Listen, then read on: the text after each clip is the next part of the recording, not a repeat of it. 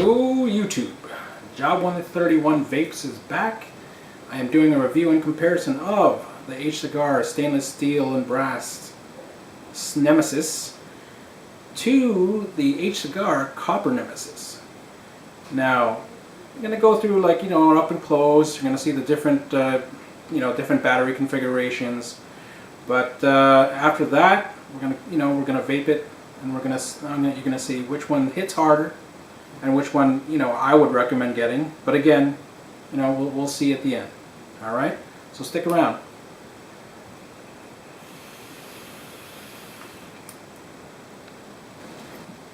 Okay, so again, we're doing a comparison and kind of mini review of both the two-tone Hcigar stainless steel and brass Nemesis, as well as this copper Nemesis from Hcigar.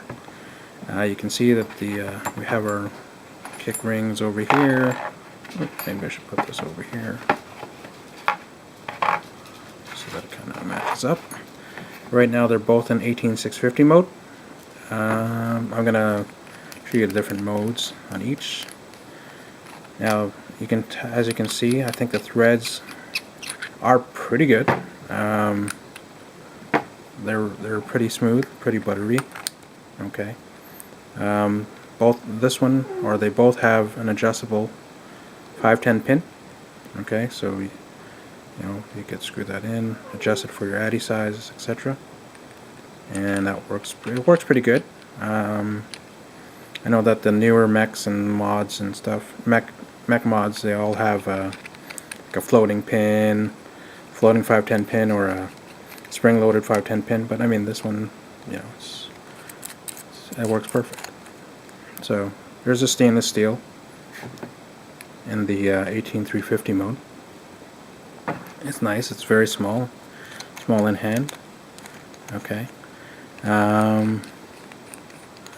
We'll take a look at it in 18500 mode. Use this ring over here.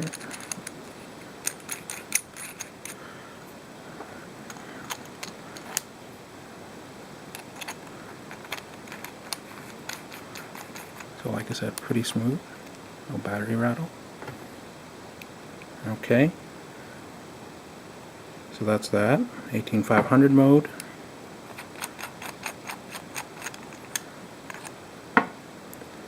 And get back up to get back up to 18650 mode.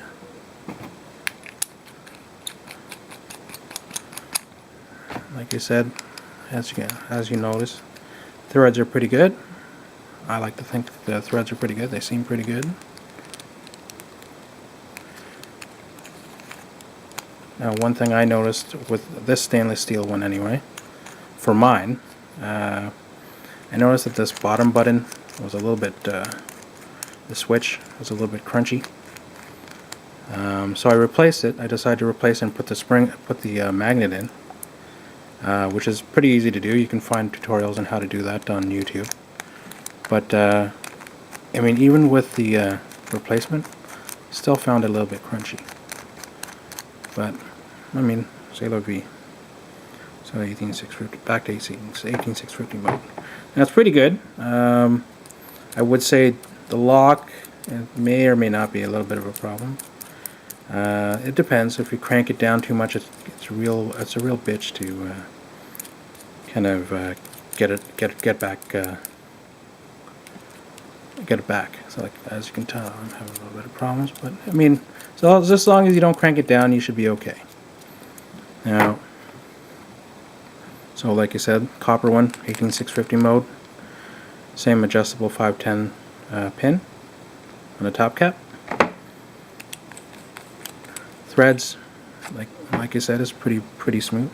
So I'm going to put it in 18350 mode to give you guys a look.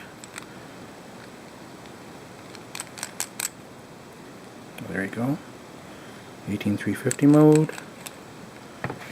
And we'll go up to 18500. As you can tell on the copper one anyway, I don't really use 18500 mode too often. You can tell that my the patina is already working. You can tell the color difference. I've been using this, and this has been sitting in the box, but I mean, I like the patina. I like the way it looks. It's no battery, I don't. 18500.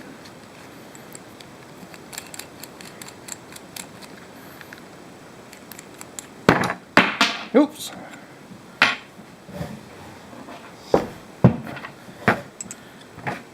Okay, so I'm going to go back up to 18500, 18650 mode, and then I do want to do a voltage test.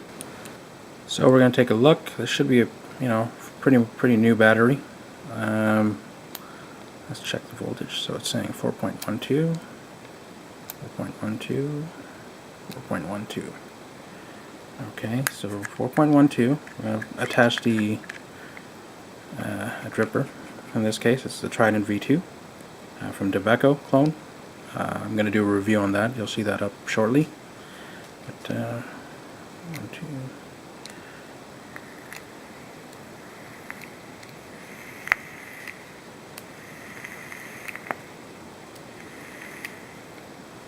So 4.12.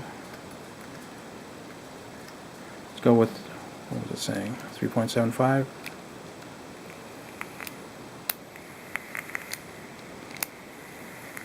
3.77. Let's go with 3.75.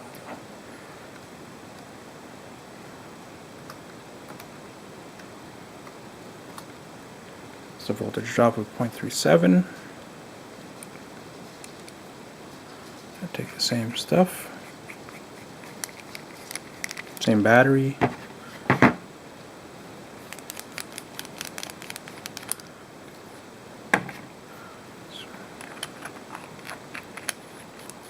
Let's try that one in the copper.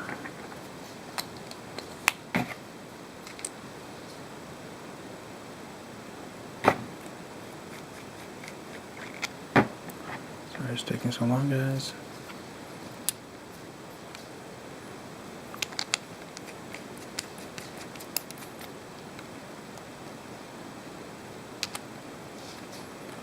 I believe both of them have stainless steel pins, or not, sorry, stainless steel. Maybe coated pins, silver coated pins. But I gotta double check that.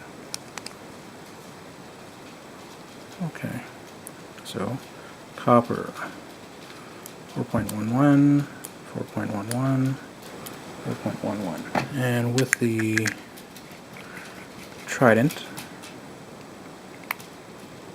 3.84, 3.81, 3.83, 3.83, 3.8, 3.83. Let's go with 3.83.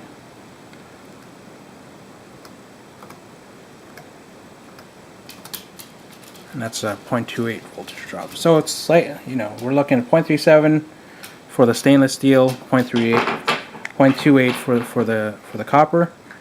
It's a little bit better, obviously, the copper. Not too sure why that is. Maybe it's just because it's made out of copper.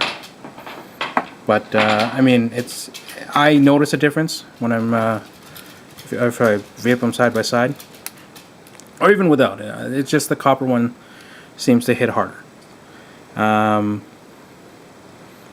as far as like which of the two would I like, well, I'll go over that in our closing section. But I mean, they both are very good clones. Look really nice. Same company. I think it generally, as far as looks goes, it all depends. I mean, sometimes you might feel like just a nice, not as flashy, but just classic looking stainless steel and brass. But sometimes you want to draw some attention with the copper. So which would I prefer? Well, we'll see. So I'm going to go out. To the other view and see how they both vape and what kind of clouds we can make. But yeah, we're going to go out to the big view. Back. So I mean, as you can see, we already went through the up and close and personal, and you saw that obviously this one kind of hits a little bit harder. I mean, there's no less voltage drop, but I mean, again, they're both pretty good. I mean, this is the two-tone. I have the Nemesis, the 3D on top. I didn't vape on it last time on our last video, but now we'll take a look. We'll take a vape.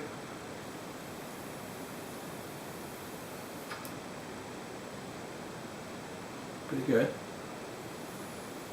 The use I'm vaping on is 50-50, and roughly I'm at 1.2 ohms. Now this is a copper, the Trident V2 from Tobacco. It's a clone. I'm going to vape on this, and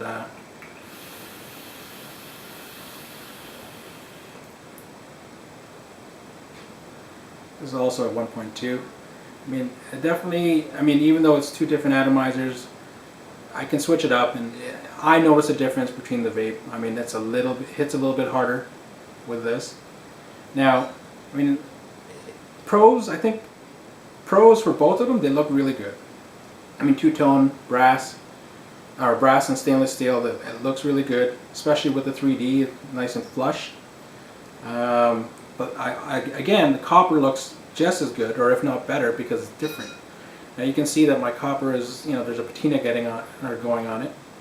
But again, I like that look. Now, cons, I would say, well, first of all, the stainless steel one, I did have a crunchy button, or I do have a crunchy button, or a switch.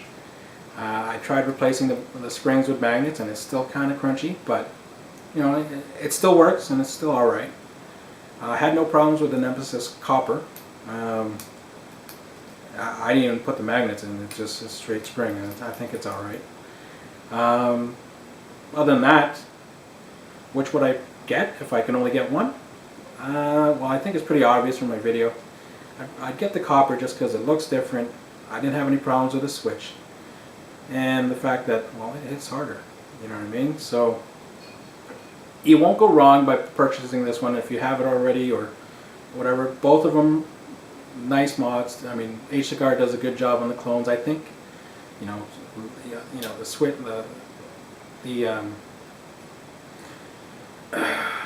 is it? What's it called again?